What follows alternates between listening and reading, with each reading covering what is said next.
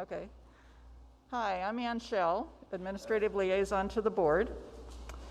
My pronouns are she and her. Welcome to the Unitarian Universalist Congregation. We are a religious community who commit ourselves to diversity. We hope to nourish human differences, those of gender, race, age, ability, sexual orientation, political views, culture, class, and religious belief. Welcome to all who treasure freedom and conscience in the search for truth. We promise to do our best to provide you a spiritual home. We extend a special welcome to our visitors today. We are so glad that you've joined us.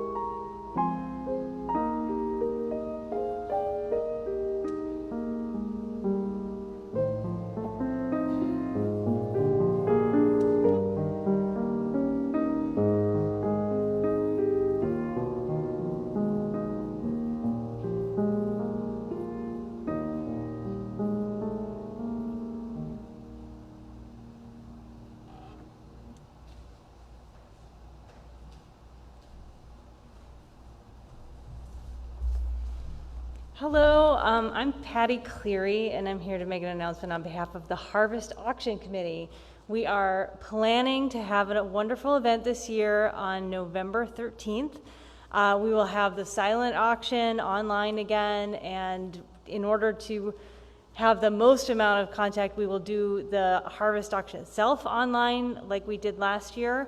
We're seeking donations, so in your program you have a yellow or orange sheet that you could fill out. We can also take donations online for events, for large ticket items, small ticket items, handmade things. If you have a yurt that you have available, we will take that. So we're looking forward to this fundraiser. It is the largest fundraiser of the year. Events are ongoing throughout the year, so if you have something you want to plan soon, well, I'm hosting my own tie-dye event in a few weeks, so if you want to learn how to tie-dye to make some fabulous tie-dye outfits, please look at the website to check that out, and we're really looking forward to having an excellent event this year. Thank you.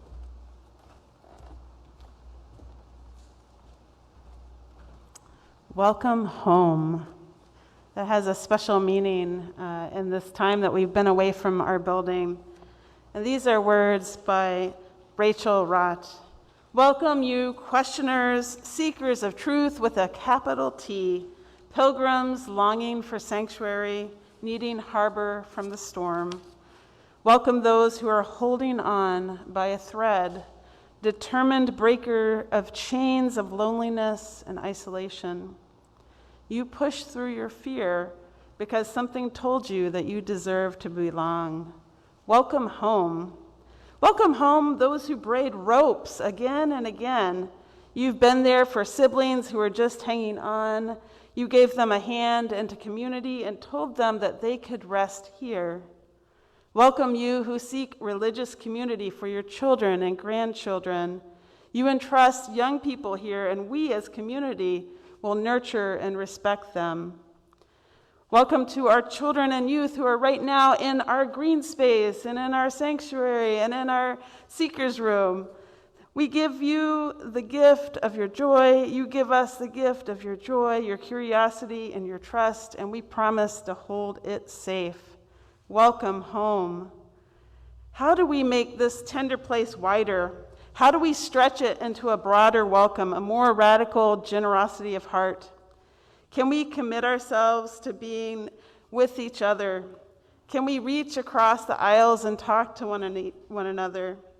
There is, in this place, the possibility of healing, of making things right, of repairing our hearts after so many months, within ourselves, between us, and with the wider world. There is, in this place, possibility. Welcome home.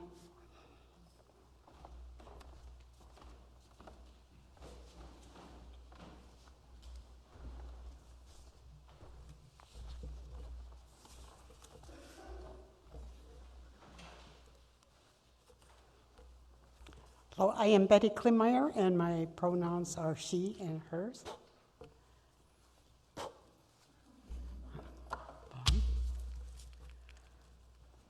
Please read along with us in unison.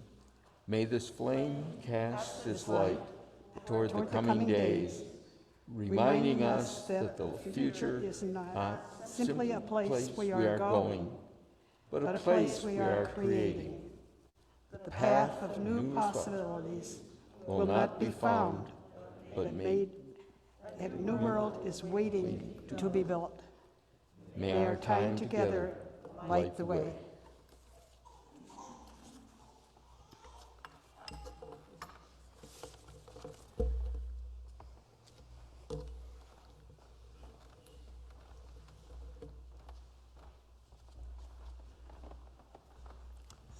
So this Sunday, we are streaming from our sanctuary the second Sunday. We're doing things a little bit differently with Joys and Concerns, and you might have noticed this if you attended online. We would have people write down their joys and concerns if they wanted to share them, and then they would be read aloud. People on Facebook will send me their joys and concerns, and I'll get the Zoom joys and concerns, and we'll share them all in this space. And then later in the service, after we're done streaming, those of you that do not wish to share your joys and concerns in the wider world will have a chance in Zoom to share it during the Zoom coffee hour. And here in person, people will get a chance to come forward and also share those aloud if they wish. So if that's confusing, we'll just keep on going. So those here in person, I invite you to share your joys and concerns. You have a little sticky note in your order of service. If you have something that you would like to write down and be read aloud, you're welcome to write that down, put it in the basket, or raise your hand and a greeter can get that for you. Or as I said, if you want to wait till later in the service and share it yourself, that's fine. And those of you who are online and Facebook and on Zoom, I invite you to write your joys and concerns in the chat at this time.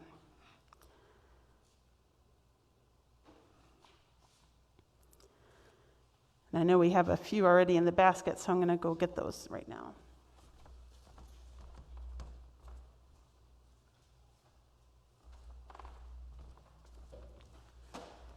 Wanted to share, Erna Kelly expresses joy and gratitude for the 25 years that she shared with Harry Harder and sorrow at his unexpected passing late Wednesday morning. And that is Jennifer Harder's dad, who is also here at UUC. There will be a family memorial here in attendance at UUC on Saturday, October 2nd, and there will be a Zoom service for friends of the family and friends of Harry Harder to attend at 3 p.m. on Saturday, October 2nd, and we'll share more information about that.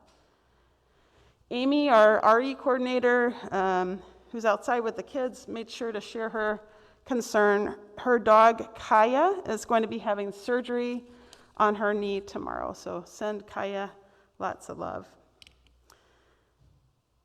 I'm just going to wait here and see if there's any other joys and concerns. I have a joy. And let me go ahead and light the candles. This is, being back in person, you have to remember there are physical candles. This is very exciting. So we're going to light this.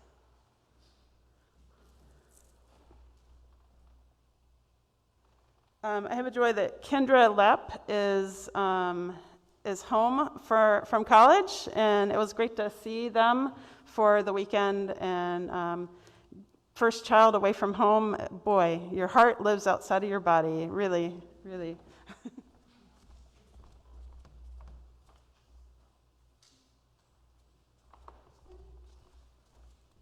Fred shares that today is the visitation for his boss at Fleet Feet, Mike Huddle. Rest in peace, Mike. So we light this candle for him.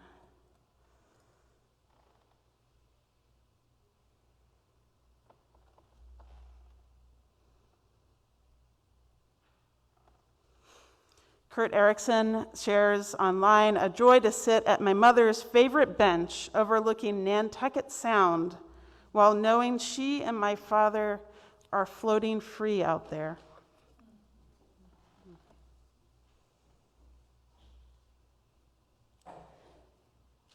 Ken Hood says that he has a concern for his kid who is in quarantine and has mild symptoms that will abate so he can return to school soon. He has a joy of seeing the birds on the lake, joy for all of those offering help during challenges in my life. Ashley Lynn shares speedy recovery, feel better soon to everyone. Virginia shares, Carol and I enjoyed Glenna Mowry's wedding yesterday, a wonderful service and celebration. We've known her since she was a little girl. And that's Dawn and Martha's daughter.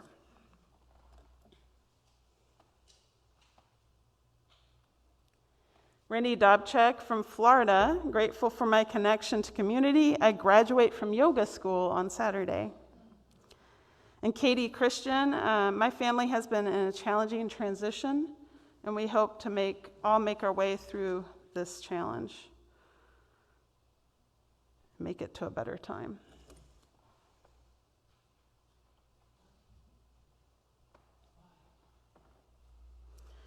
And Claire Shepherdson says, joy for positive momentum after a challenging few weeks.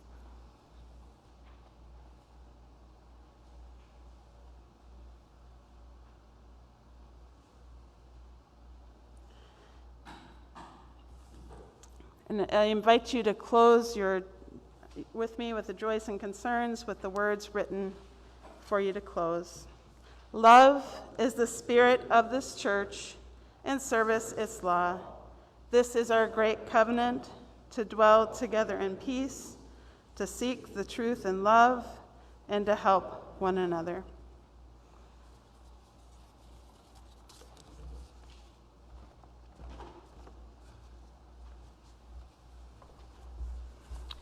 Good morning. My name is Linda Mays, and I use pronouns she, her. This morning's reading is titled, Choose to Bless the World by Rebecca Parker. Your gifts, whatever you discover them to be, can be used to bless or curse the world. The mind's power, the strength of the hands, the reaches of the heart, the gift of speaking, listening, imagining, seeing, waiting, any of these can serve to feed the hungry, bind up wounds, welcome the stranger, praise what is sacred, do the work of justice, or offer love. Any of these can draw down the prison door, hoard bread, abandon the poor, obscure what is holy, comply with injustice, or withhold love. You must answer this question. What will you do with your gifts? Choose to bless the world. The choice to bless the world is more than an act of will, a moving forward into the world with the intention to do good. It is an act of recognition, a confession of surprise, a grateful acknowledgement that in the midst of a broken world, unspeakable beauty, grace, and mystery abide. There is an embrace of kindness that encompasses all life, even yours. And while there is injustice, anesthetization, or evil, there moves a holy disturbance, a benevolent rage, a revolutionary love, protesting, urging, insisting that that which is sacred will not be defiled. Those who bless the world live their life as a gesture of thanks for this beauty and this rage. The choice to bless the world can take you into solitude to search for the sources of power and grace, native wisdom, healing, and liberation. More, the choice will draw you into community, the endeavor shared, the heritage passed on, the companionship of struggle, the importance of keeping faith, the life of ritual and praise, the comfort of human friendship, the company of earth, the chorus of life welcoming you. None of us alone can save the world. Together, that is another possibility waiting.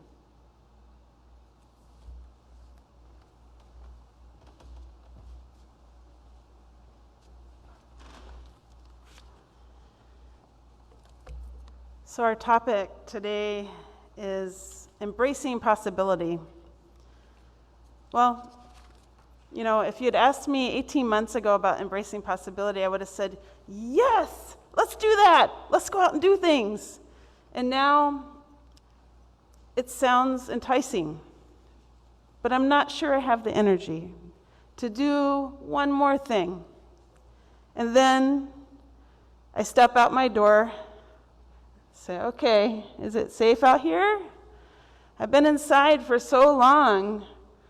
There's a person, gotta back up, gotta give space. But then I get a little closer and I say, I know that person. And we talk, and I hear their voice. My heart cracks open a little bit. I say, hey. And they say, hey back. How are you doing? I don't really know. Well, we're talking. I know, right? We're talking. This is great. You're a person. I'm a person. We're in each other's company. And this is how it happened. We began to come out of our places of isolation and talk again. And some of you never were in as much isolation. Those who were in the hospitals and in the front lines, in the grocery stores. But you saw the distance and the pain. And those of us who emerged a little more slowly, we are all emerging. This chrysalis, this thing that has happened over the past 18 months is, we've never done it before. And I'm not going to use all those words that we get tired of hearing. That, this is something new. And so when I get up here and I see your beautiful faces and I see our sanctuary, and I know there are children seeing each other and being together, there is just a hum in that space where my heart might be. And maybe I'm not so tired. Maybe I'm fed because I know the reason why I'm here. I grew up Episcopalian, as I've said lots of times from this space. I grew up quoting from the Book of Common Prayer, and there were so many good things that I learned in my childhood faith. But there was one thing that I was not told that I could do, and that was to be my own theologian, that I could find my own truth, and also that I was born right the first time. Now, we weren't big focusers on sin in that particular faith, but some of you come into this place from being told that you were born a sinner. I was out and about on Saturday, and I was hearing a lovely band, and I kind of heard that message too, and I know it was meant with love, but there's something in me that knows I need to hear that I'm worthy. You know, I get told in so many ways that I'm broken. Oh, you're an older female. You should use some cream on that wrinkle. You should put some lipstick on that pale face. You should definitely go to the gym. And this is just going into a grocery store, right? I see it in the messages on the aisles. So what are the messages that will lift us up, that will embrace our hearts in a totally different way? And for me, it's that message of worth. The person that is struggling with addiction, who has been in recovery again and again, I want to tell them, you are worthy. You have possibility, and I believe in you. And that's what I want to hear when I come into this building too, right? People say, oh, how's Kendra doing at college? That's so exciting. And then, somebody said, oh my God, Erin, your hair is like a skyscraper. And it's so nice to see people's faces, to notice the kids that have grown, or the people who got married. We just heard that two members' daughter got married, and she grew up in this congregation. People, and I see someone right now who grew up in this congregation, and it gives me joy. It gives me joy. And so, when we engage in that risky work of relationship, in that risky work of trying to reach out in love, there is something that happens. There's that possibility. And yeah, we might be tired and socially tired after being at home so much. But it's in those encounters and those conversations and in that opening up that we are changed and that we are moved, and that maybe we get a different message in here. And I know when I was small that everybody seemed so big and so wise. And I love that in this space we encourage little folk to tell us what their truth is. I want to hear what a 4-year-old thinks God is, or love is, and sometimes they're a lot wiser than us adult folk, because we've gotten all closed up and have forgotten some of the things we needed to learn in kindergarten, like Robert Fulgren told us.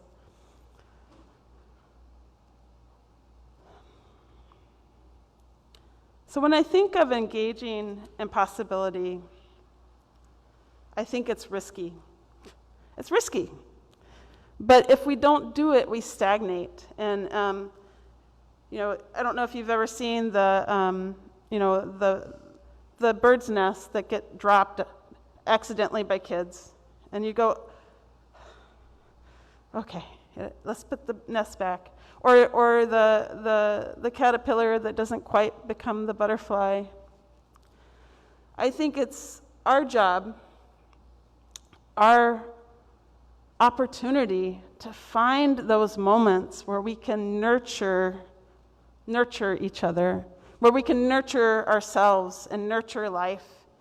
And then somehow in that milieu, in that chaos, in that possibility, that is where the magic happens. It's where, somebody discovers that they can play piano. Somebody discovers that they're a runner. Somebody finds out that they can stay sober because somebody believed in them, and maybe they can believe in themselves.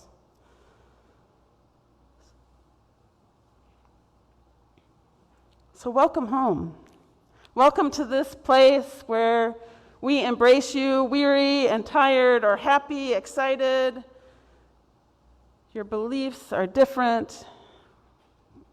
We're all different. But somehow we get connected in that love that can inspire us to do better. and I hope inspire others to do better. It seems like every day we turn on the news and go, really? Did that happen? And then we have to go outside and look at our pumpkin, right? We have to go touch the garden and remember that there are good things in the world. And I think that's that space that we're living in, that liminal both and.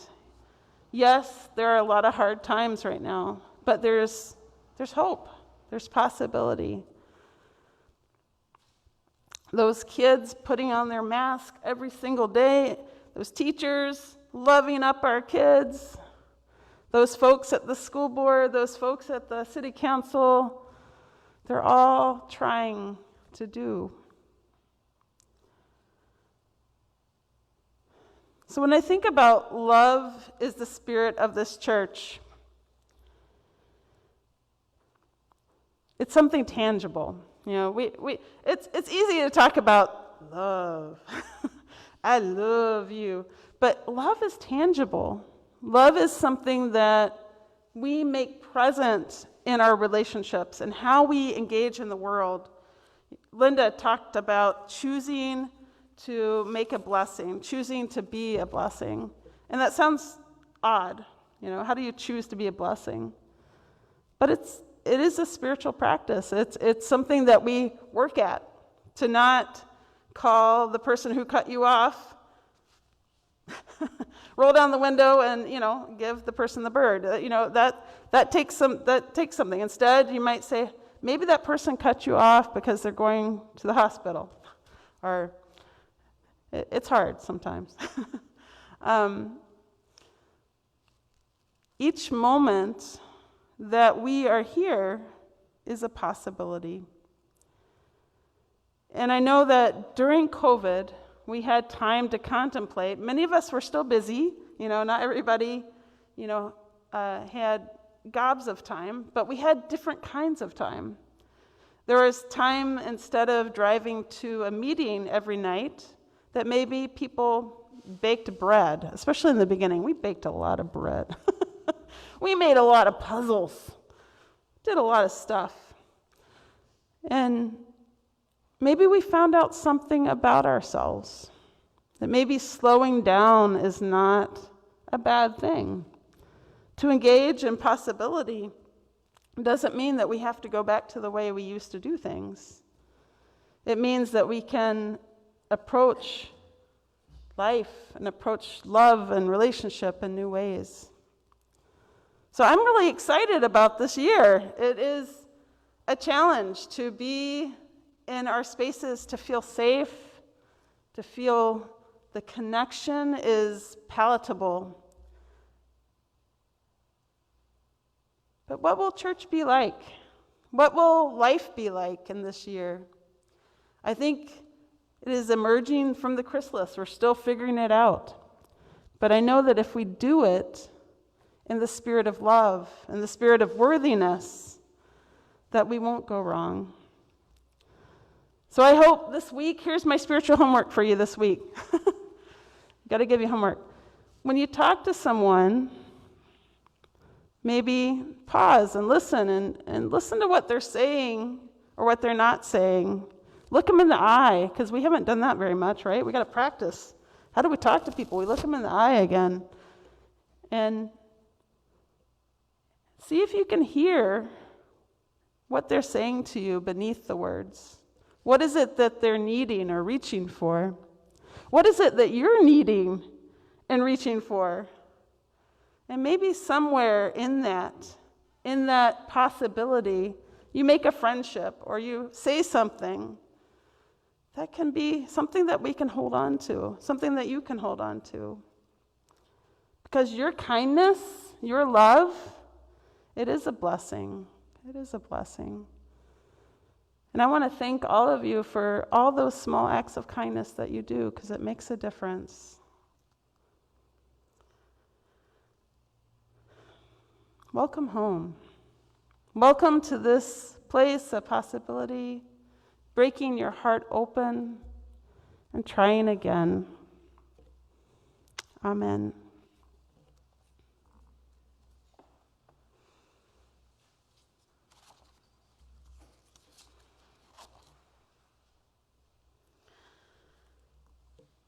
One thing I really love about our congregation is our 50-50 share the plate. Each month, our social responsibility committee chooses an organization to donate to. And this month is the Eau Claire Area School District Homeless Program. And in your program, there's this nifty, is that a word? Little program code that you can scan. You can also text to give 84321. 84321. And we have a donation box for those who are in person that instead of passing the plate now, we have this little donation box if you want to donate in the back. The offering will now be given and so very gratefully received. Thank you so much.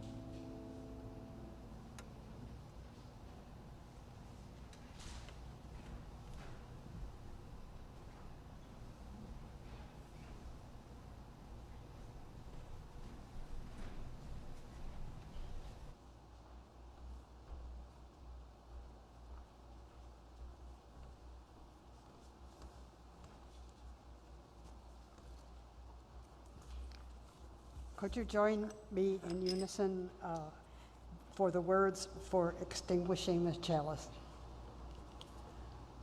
We extinguish this flame, but not the light of truth, the warmth of community, or the fire of commitment. These we carry in our hearts until we are together again.